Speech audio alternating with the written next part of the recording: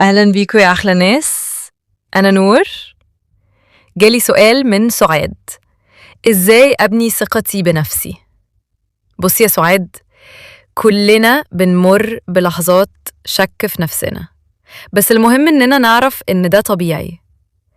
الثقة بالنفس بتبدأ من جواكي، لما تفتكري إنجازاتك حتى لو كانت صغيرة.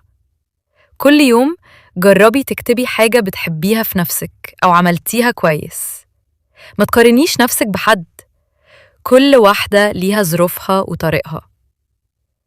لو حصل موقف محرج أو حسيتي إنك ضعيفة، خدي نفس عميق وقولي لنفسك أنا أقدر.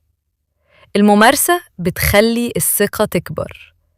جربي حاجات جديدة حتى لو خايفة، ومع الوقت هتلاقي نفسك أقوى وأشجع. أنا نور. لو قلبك موجوع من عدم الثقة أو الشك، أنا هنا سمعاكي ببطء وحب.